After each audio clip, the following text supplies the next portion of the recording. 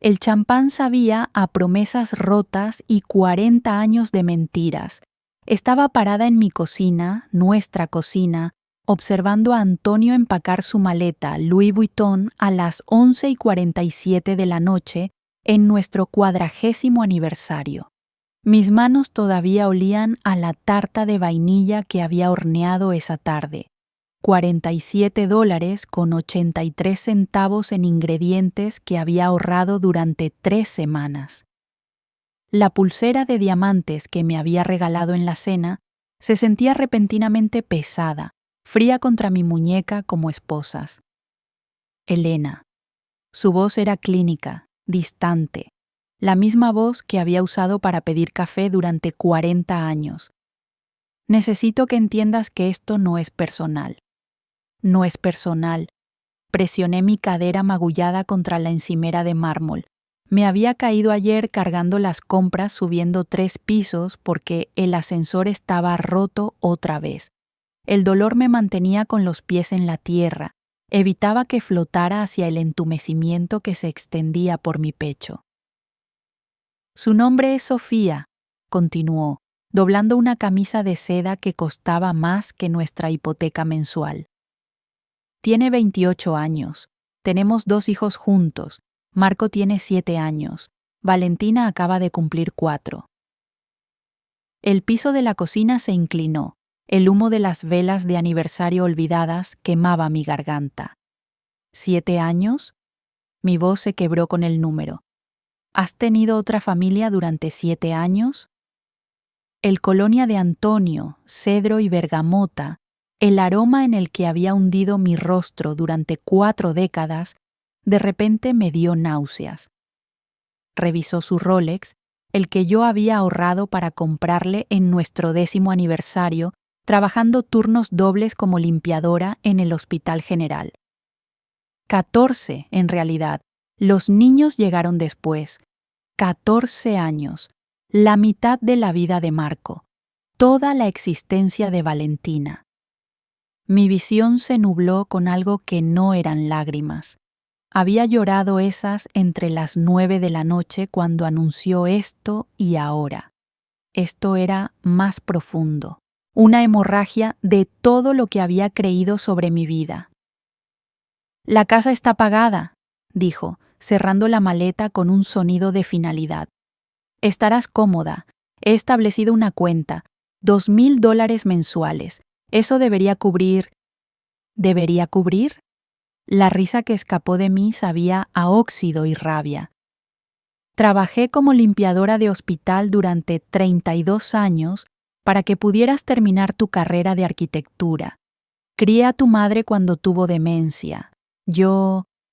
Nuestra madre, corrigió en voz baja. Criaste a nuestra madre. La corrección fue una bofetada. Incluso en esto me estaba borrando, haciéndome periférica a mi propia vida. El apartamento de repente se sintió extraño, las cortinas color crema que había cosido a mano, las fotografías en la pared, Antonio graduándose, la firma de Antonio abriéndose, Antonio recibiendo premios. ¿Dónde estaba yo en cualquiera de estos marcos? Una sombra, un testigo de la vida de otra persona. Los papeles están en la mesa del comedor, dijo, poniéndose el abrigo. Cachemira, negro obsidiana, a medida. Fírmalos. Mi abogado te contactará el lunes. La puerta se cerró con un clic. El silencio que siguió tenía textura. Espeso, sofocante, absoluto. Me quedé allí hasta que las velas de aniversario se consumieron hasta la nada, la cera acumulándose en la mesa como lágrimas que no podía llorar. El reloj dio la medianoche. 40 años y 37 minutos de matrimonio terminados. A la mañana siguiente, me presenté a trabajar en la residencia, un centro exclusivo de cuidado de ancianos, donde la cuota mensual costaba más de lo que había ganado en un año como limpiadora. A los 61 años, finalmente me habían contratado como cuidadora aquí hace 3 meses. $18 la hora. Turnos de 9 horas. Mis pies dolían en zapatos de enfermería de segunda mano que me daban ampollas en ambos talones. Las luces fluorescentes zumbaban sobre mi cabeza mientras fichaba. El mostrador de recepción olía a limpiador industrial y flores viejas. Elena, hoy estás en el ala este, dijo mi supervisora Marta, apenas levantando la vista. Don Cristóbal te solicitó específicamente. Don Cristóbal Sandoval, 78 años, ex juez federal, viudo desde hace 5 años, uno de nuestros residentes más acaudalados con $15,000 mensuales. Me habían asignado a él desde mi primera semana.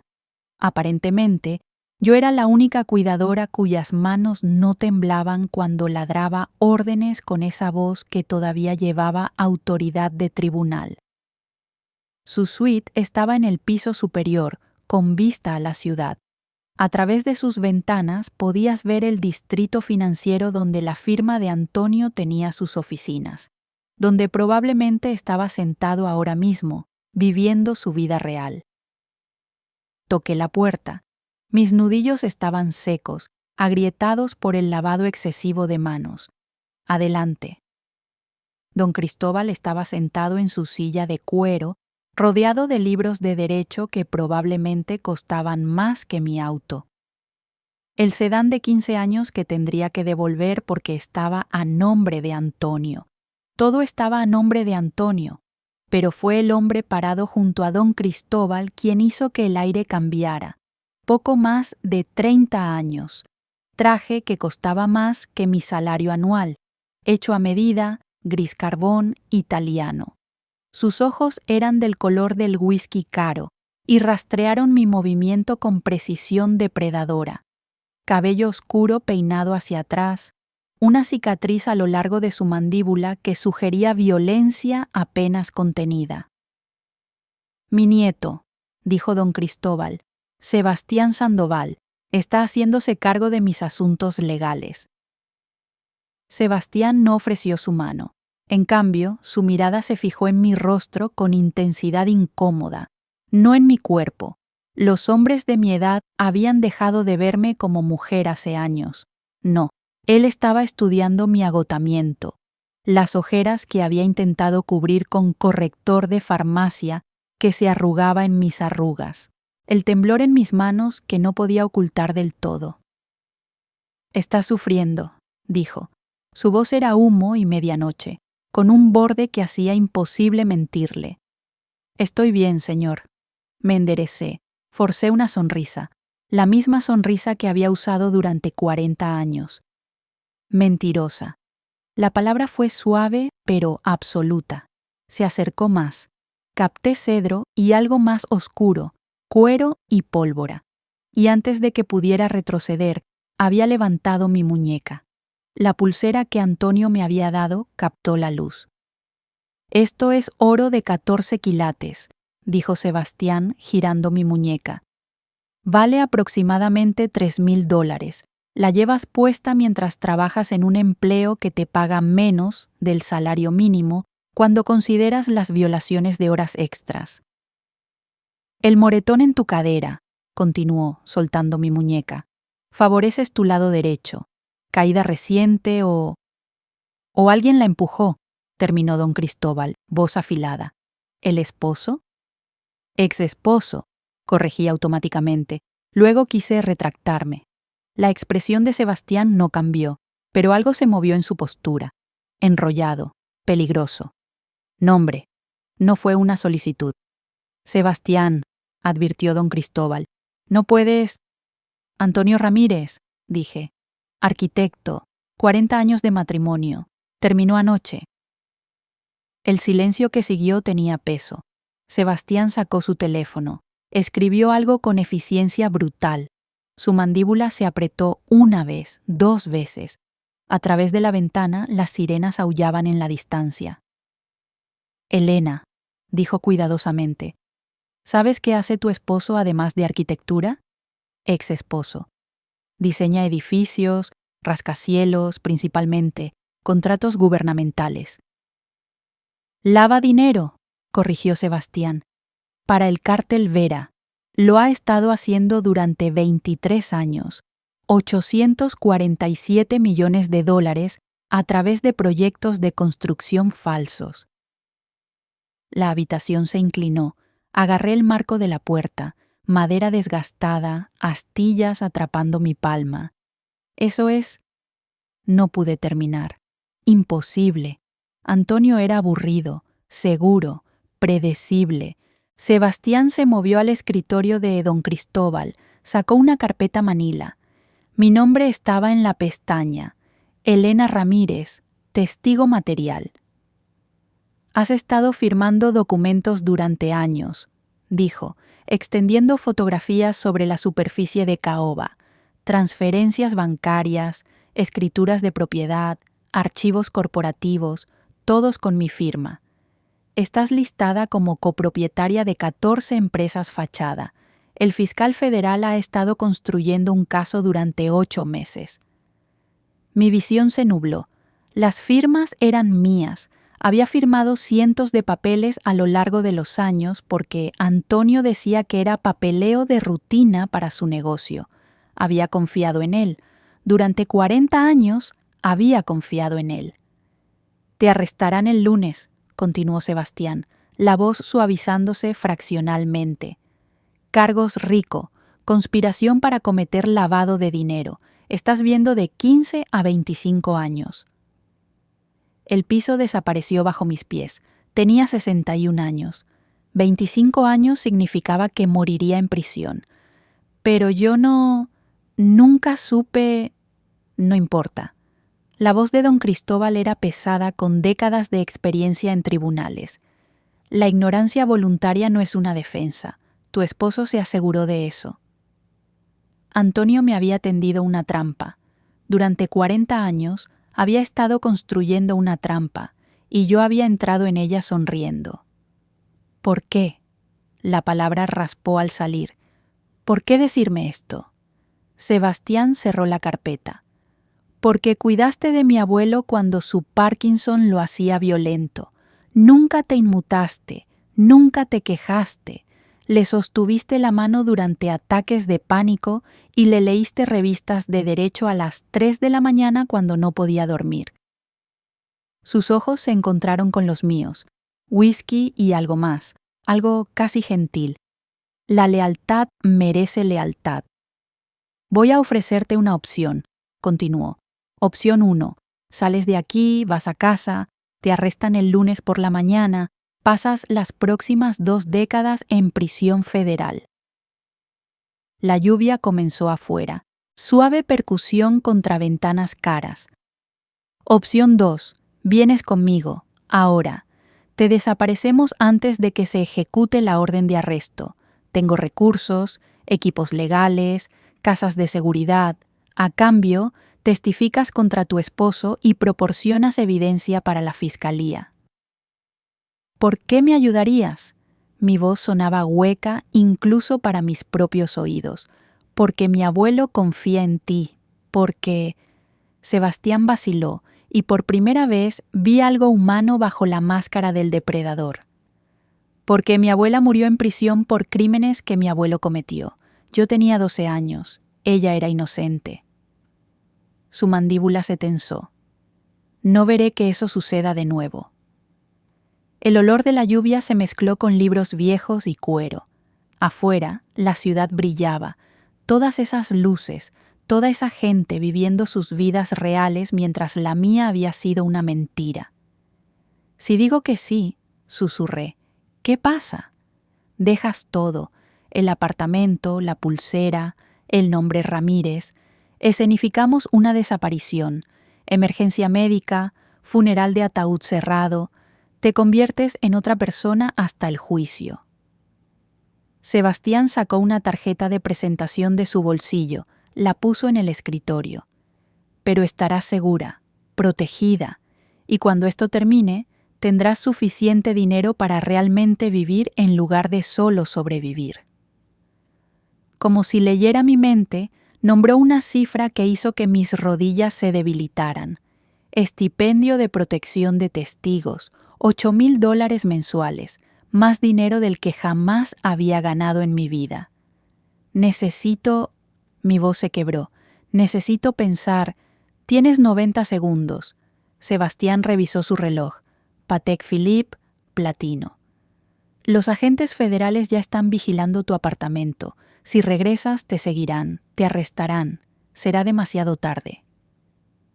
90 segundos para decidir el próximo capítulo de una vida que acababa de descubrir que había sido ficción todo el tiempo. Miré a don Cristóbal. Las manos del anciano temblaban, temblores de Parkinson que había aprendido a navegar. Pero sus ojos estaban claros, afilados. Asintió una vez.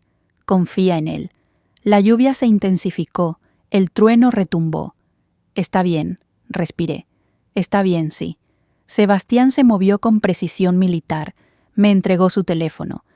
Llama a tu supervisora. Emergencia médica. Hospitalizada. Usa esas palabras exactas. Mis dedos temblaron mientras marcaba. Marta respondió al segundo timbre. Soy Elena. Ha habido una emergencia médica. Me han hospitalizado. No podré terminar mi turno. ¿Qué? Elena, ¿estás...? Sebastián terminó la llamada. Guardó el teléfono. Deja el tuyo aquí. Lo están rastreando. Puse mi teléfono en el escritorio. La pantalla mostraba 47 mensajes sin leer del abogado de Antonio. De repente, no me importó. Por aquí. La mano de Sebastián presionó contra la parte baja de mi espalda, posesiva, guiándome. Nos movimos a través de los pasillos de servicio de la residencia, evitando cámaras. Las luces fluorescentes parpadeaban sobre nuestras cabezas, proyectando sombras que hacían que todo se sintiera surrealista. El ascensor de servicio olía a jabón industrial y miedo, el mío, acumulándose en mi garganta. Sebastián se paró entre yo y las puertas, un muro de tela cara y violencia controlada. Cuando lleguemos al auto, dijo en voz baja, no mires a nadie, no hables, ya estás muerta, Elena Ramírez, recuerda eso. Ya muerta. El ascensor sonó, planta baja. Un SUV negro esperaba en el muelle de carga, motor en marcha, ventanas polarizadas, placas diplomáticas. El conductor no me miró mientras Sebastián abría la puerta, me guiaba adentro. Los asientos de cuero eran suaves como mantequilla, todavía tibios. La lluvia tamborileaba en el techo. A través de la ventana podía ver la entrada principal de la residencia, donde había entrado 3 horas antes como alguien completamente diferente. El auto se alejó. Observé la ciudad pasar borrosa, farolas reflejadas en charcos, gente ordinaria viviendo vidas ordinarias. Presioné mi frente contra el vidrio fresco. ¿A dónde vamos? Mi voz sonaba pequeña. A un lugar seguro. Sebastián estaba sentado frente a mí, estudiándome con esa intensidad inquietante. Hay un penthouse en el distrito financiero, piso 32, completamente seguro. Te quedarás allí hasta que hayamos procesado el papeleo inicial. Un penthouse. Había pasado 40 años en un apartamento de 3 habitaciones con azulejos agrietados y un ascensor roto. No tengo ropa, medicamentos, Todo está preparado. Se inclinó hacia adelante y capté ese aroma de cedro y pólvora de nuevo. Elena, mírame. Lo hice. Sus ojos estaban más suaves ahora, preocupados. ¿Estás segura?, dijo. Te lo prometo, nadie te lastimará. Ni Antonio, ni los federales, ni nadie. Estás bajo mi protección ahora. Bajo mi protección. Las palabras deberían haber sonado condescendientes. En cambio, se sintieron como la primera cosa honesta que alguien me había dicho en 40 años. El auto giró hacia una entrada privada. A través de la lluvia, podía ver un rascacielos que hacía que los edificios de Antonio parecieran modestos, vidrio y acero, perforando las nubes de tormenta. Una cosa más, dijo Sebastián mientras el auto se detenía. El nombre Elena Ramírez muere esta noche. Necesitarás una nueva identidad. Piensa en quién quieres ser. El ascensor del penthouse requería una tarjeta llave y escaneo de huella digital. El pulgar de Sebastián presionó contra el lector y disparamos hacia arriba en silencio. Mis oídos se destaparon. El moretón en mi cadera palpitaba. Las puertas se abrieron a un espacio que me robó el aliento. Ventanas de piso a techo con vista a la ciudad empapada de lluvia. Pisos de mármol que reflejaban la luz de velas. Docenas de velas, ya encendidas. Una cocina más grande que todo mi apartamento. Muebles que parecían instalaciones de arte. El dormitorio está por allí, Sebastián señaló. El baño tiene todo lo que necesitarás. Hay comida en la cocina. Hice que mi asistente la surtiera basándose en tus restricciones dietéticas de los registros del centro de cuidado. Me había investigado. Se preparó para esto. ¿Por qué estás haciendo esto realmente? Me volví para enfrentarlo. La lluvia creaba patrones de luz y sombra en su rostro. Estuvo en silencio por un largo momento. Luego, mi abuela también se llamaba Elena. Algo en mi pecho se agrietó. No se rompió. Ya había estado roto. Esto era diferente. Un cambio. Una realineación. Descansa, dijo Sebastián, moviéndose hacia la puerta. Regresaré mañana por la mañana. Comenzaremos con el papeleo entonces. Por ahora, estás segura. Hizo una pausa en el umbral, la mano en el marco de la puerta. ¿Elena? ¿Sí? No merecías lo que él te hizo. Nada de eso. Eso no fue tu culpa. La puerta se cerró con un clic detrás de él. Me quedé sola en el penthouse, rodeada de más lujo del que había experimentado en toda mi vida, usando zapatos de enfermería de segunda mano y un uniforme que olía a limpiador industrial. A través de las ventanas podía ver las luces de la ciudad.